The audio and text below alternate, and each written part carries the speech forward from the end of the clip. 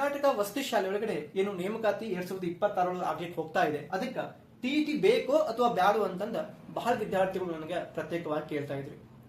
TET ಬೇಕು ಅಥವಾ ಬೇಡೋ ಅಂತಂದ ಕೊನೆಯ ವರ್ಷದೊಳಗೆ ಏನು ಗೊಂದಲ ಇತ್ತು. 2025 ಒಳಗಡೆ ಕರ್ನಾಟಕ ವಸತಿ ಶಾಲೆಗಳ ಶಿಕ್ಷಣ ಸಂಘ ಏನ್ ಮಾಡ್ತು ಅಂತಂದ್ರ ವೃಂದ ಮತ್ತು ನೇರ ನೇಮಕಾತಿಯನ್ನ ತಿದ್ದುಪಡಿ ಮಾಡ್ತು. ಅದ್ರ ಒಳಗೆ ಸ್ಪಷ್ಟವಾಗಿ ಹೇಳಿದ್ದಾರೆ, ಕಡ್ಡಾಯವಾಗಿ ಈ ಟಿಇಟಿ ಆಗಿರ್ಬೇಕು, ಪಾಸ್ ಮಾಡಿರ್ಬೇಕು. ವಿಶೇಷವಾಗಿ ನೀವು ಪೇಪರ್ 2 ಅನ್ನ ಪಾಸ್ ಮಾಡಬೇಕಾಗುತ್ತೆ. ಯಾರಿಗೆ ಟಿಇಟಿ ಬೇಡ ಅಂತಂದ್ರೆ ಯಾರೆಲ್ಲ ಹಾಸ್ಟೆಲ್ ವಾರ್ಡನ್ ಆಗ್ಲಿಕ್ಕೆ ಹೋಗ್ತಾ ಇದ್ರಿ, ಯಾರೆಲ್ಲ FDA ಆಗ್ಲಿಕ್ಕೆ ಹೋಗ್ತಾ ಇದ್ರಿ, ಯಾರೆಲ್ಲ SDA ಆಗ್ಲಿಕ್ಕೆ ಹೋಗ್ತಾ ಇದ್ರಿ, ಏನು ನಾನ್ ಟೀಚಿಂಗ್ ಹುದ್ದೆಗಳಂತ ಏನದಾವಲ್ಲ, ಈ ಒಂದು ಹುದ್ದೆಗಳಿಗೆ ಟಿಇಟಿ ಬೇಡ. ನೀವು ಶಿಕ್ಷಕರಾಗ್ಲಿಕ್ಕೆ ಹೋಗ್ತಾ ಇದ್ರಿ ಅಂತಂದ್ರ ಪೇಪರ್ 2 ಟಿಇಟಿ ಅನ್ನ ಪಾಸ್ ಕಡ್ಡಾಯವಾಗಿ ಮಾಡಿರ್ಬೇಕು. ಇದು ನಿಮ್ಗೆ ಗೊತ್ತಿದ್ರೆ ಮಾತ್ರ ಪಾಸ್ ಆಗ್ಬೋದು. ಎರಡನೇ ವಿಷಯ ಏನಂತಂದ್ರ, ಸರ್ ಒಂದು CTET ಆಗಿದೆ, ಅದು ಕೂಡ ಬರುತ್ತಾ ಅಂತಂದ್ರ ವೃಂದ ಮತ್ತು ನೇರ ನೇಮಕಾತಿ ಒಳಗಡೆ ಅವರು ಸ್ಪಷ್ಟವಾಗಿ ಕೊಟ್ಟಿಲ್ಲ ಅಂದ್ರೂ ಕೂಡ CTET ಕೂಡ ಮಾನ್ಯತೆಯನ್ನು ಹೊಂದಿದೆ.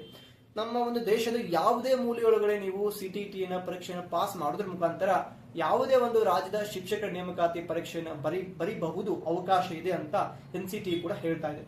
ಇಲ್ಲಿ ಟಿಇಟಿ ಬೇಕಾ ಅಂತಂದ್ರೆ ಹೌದು, ಕಡ್ಡಾಯವಾಗ್ಲೂ ಟಿಇಟಿ ಬೇಕು. ಟಿಇಟಿ ಪಾಸ್ ಮಾಡಿದ್ರೆ ನೀವು ನಿಮ್ಮ ವಿಷಯದ ಶಿಕ್ಷಕರಾಗ್ಲಿಕ್ಕೆ ಆಗುವುದಿಲ್ಲ. ವಿಶೇಷವಾಗಿ ಈ ವಸತಿ ಶಾಲೆಗಳು 6ನೇ ತರಗತಿಯಿಂದ ಪ್ರಾರಂಭವಾಗಿ 12ನೇ ತರಗತಿಯವರೆಗೂ ಕೂಡ ಮಕ್ಕಳು ಶಿಕ್ಷಣವನ್ನ ಪಡಿತಾರೆ. ಹೀಗಾಗಿ ನೀವೇನ್ ಮಾಡಿರ್ಬೇಕು, ಪೇಪರ್ 2 ಅನ್ನ ಕಡ್ಡಾಯವಾಗಿ ಪಾಸ್ ಮಾಡಿರ್ಬೇಕಾಗುತ್ತೆ.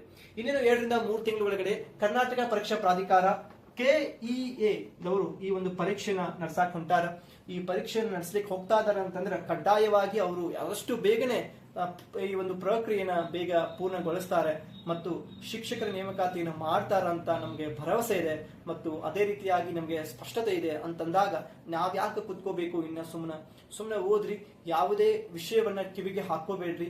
ನಮ್ಗೆ ಗೊತ್ತಿದೆ ಈ ಒಂದು ಕೊನೆಯ ವರ್ಷದೊಳಗಡೆ ನಮ್ಗೆ ನೇಮಕಾತಿ ಆಗಿಲ್ಲ ಅಂದ್ರೂ ಕೂಡ ಮುಂಬರುವಂತಹ ಅವಕಾಶಗಳನ್ನು ನಾವು ಸರಿಯಾಗಿ ಬಳಸ್ಕೊಳ್ಬೇಕಂತಂದ್ರೆ ಇವತ್ತಿನ ಸಮಯವನ್ನು ನಾನು ಸರಿಯಾಗಿ ಸದುಪಯೋಗ ಮಾಡ್ಕೋಬೇಕು ಅನ್ನುವಂತ ಗುರಿ ಇದ್ರೆ ಮಾತ್ರ, ಸ್ಪಷ್ಟತೆ ಇದ್ರೆ ಮಾತ್ರ ನೀವು ಇಂಥ ಪರೀಕ್ಷೆನ ಪಾಸ್ ಆಗಕ್ಕ ಬಲ್ಲಿರಿ ಅಂತ ಹೇಳ್ತಾ ಇವತ್ತಿನ ವಿಡಿಯೋನ ಇಲ್ಲಿಗೆ ಮುಗಿಸ್ತೀನಿ. ಮತ್ತೆ ಮುಂದಿನ ವಿಡಿಯೋ ಒಳಗಡೆ ಹೊಸ ವಿಷಯದೊಂದಿಗೆ ಬರ್ತೀನಿ. ನಮಸ್ಕಾರ.